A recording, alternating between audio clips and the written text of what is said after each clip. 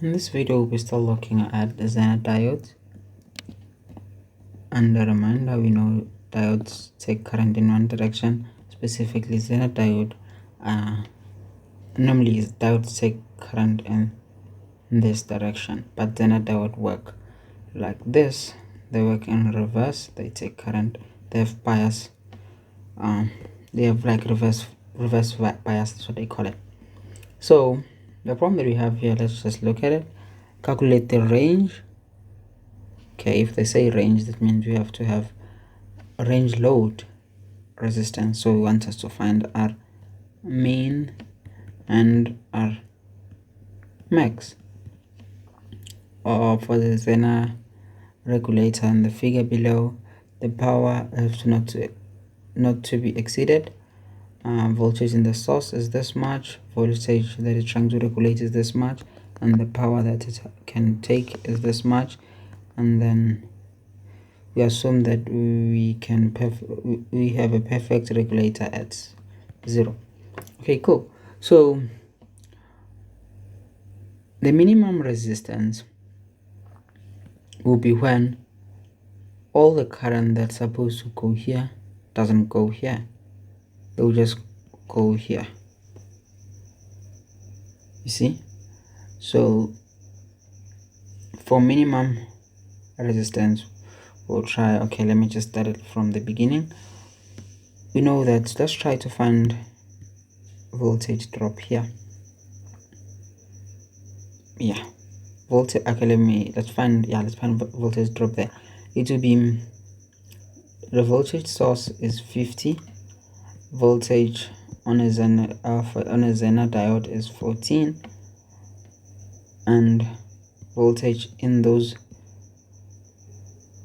10 and 20 volt resistor is equal to 50 minus 14. And if I put that in my calculator, 50, Jesus, I'm doing it in my calculator, I think that's 36. And to find a current on a 10 and 20 resistor, we'll have voltage there, which is 36, we already got that, and resistance of 10 plus 20. And then if you do that, you get 36 all over 30. Then 36 divided by 30, I'm getting 1.2 amperes. So what were we saying? We're saying for this thing to have a minimum resistance, all the current that goes here needs to go here. That means it has literally very low current compared to here, so that the current will choose the lower. The easy work to do, it won't choose this one. It's very hard to do, so choose this one for minimum resistance. So then we now have current that will go here.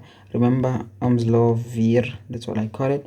Voltage will be voltage, and this diode is trying to regulate 14, right? That will be our source for this thing, for that load, and our current is there. All the current that is here goes there. 1.2 voltage, Vir supposed to be R here. And then our resistance is what we're looking for. This is not just resistance, it's resistant mean. Then if you solve here with your calculator, and your R mean will be 14 divided by 1.2, then you get your mean to be 11.667 ohms. Cool. So now we want to try, if you have mean, we already got mean, now we want to find max. Let's just talk about what is max. Max will be regulated by the power. So max will be current on when this have maximum resistance, the current will be going in here and also here without breaking the diode here. So what will be happening now?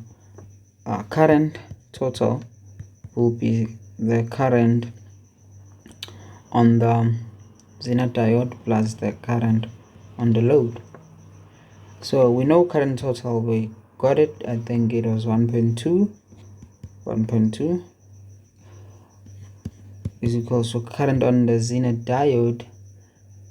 We can get it because we were given, I think we were given power and then we all know that power is equals to VI, making I equals to power all over V. Then current there will be power,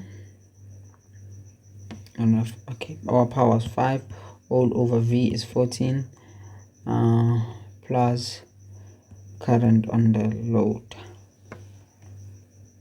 And if I compute here, I get my current on the load.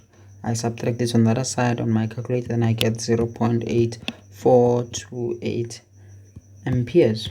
So there will be a current flowing on the load. So if you remember Ohm's law, VIR,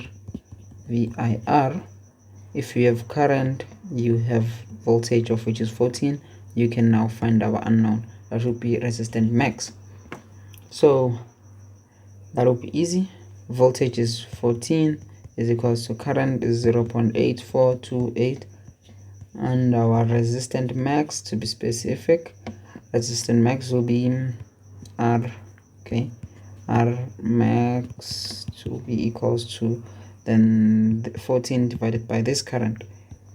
So we're going to divide 14 with this current. Then I'll try to put my calculator, and if I do that, I get, let me go back to my pen, I get an answer of 16.6101694. Sorry for being too accurate, but that's what it is. And then this is your resistance max, and now you have your R min and your R max. So you now have the range.